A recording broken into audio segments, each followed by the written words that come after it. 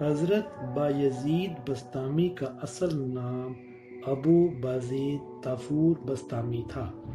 آپ کا تعلق ایران کے ایک شہر بسطام سے تھا، اس لیے آپ بسطامی کہلاتے ہیں۔ آپ کا مقبرہ شریف بنگلہ دیش کے شہر چٹاگرام میں ہے۔ ناظرین گرامی، آج میں جو واقعہ آپ سے شیئر کرنے لگا ہوں، اس کا تعلق حضرت بایزید بسطامی سے ہے۔ حضرت بایزید بسطامی اپنی والدہ کا بہت احترام کرتے تھے۔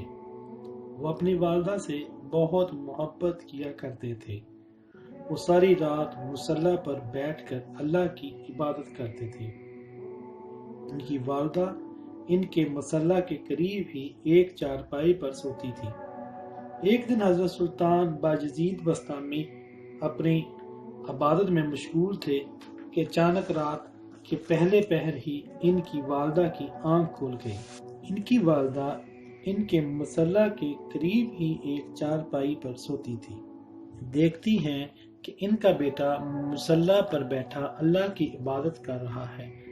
ان کی والدہ نے اپنے بیٹے سلطان بایزید بسطامی سے کہا کہ اے بیٹے، مجھے گرمی لگ رہی ہے، اس لیے گھر کا باہر کا ایک دروازہ کھول دو۔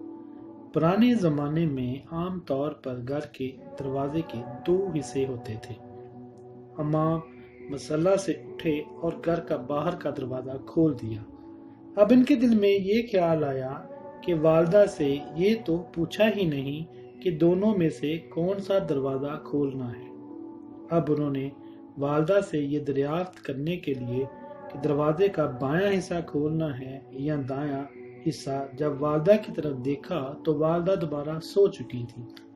اب ادب کا تقاضا تھا کہ وہ اپنی والدہ کو آرام کرنے دیتے، اس لیے والدہ کو سونے دیا۔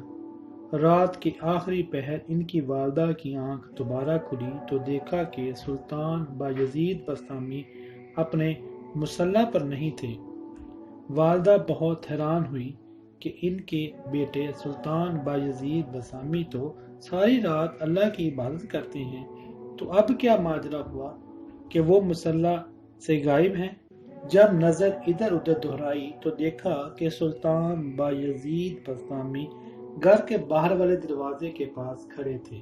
وہ کبھی دایاں دروازہ کھولتے تو کبھی بایاں۔ یہ دیکھ کر ان کی والدہ حیران ہو گئی۔ انہوں نے سلطان بایزید بسطامی سے کہا کہ اے بیٹے، تم دروازے کا کبھی ایک حصہ کھولتے ہو تو کبھی دوسرا، اس کی کیا وجہ ہے؟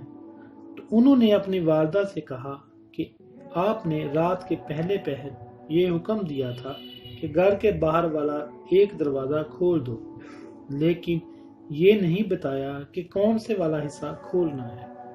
جب میں آپ سے دریافت کرنے لگا تو آپ دوبارہ نیند کی آغوش میں جا چکی تھی، اس لیے میں نے ساری رات کبھی دایاں حصہ کھولتا تو کبھی بایاں، اس لیے ساری رات میں دروازے پر ہی کھڑا رہا۔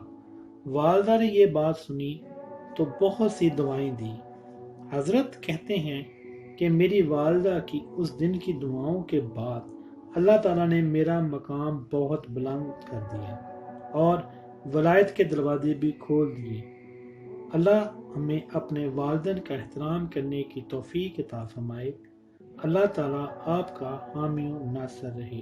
اپنی دعاؤں میں یاد رکھیے، آپ کا اپنا نعمان ڈبانی۔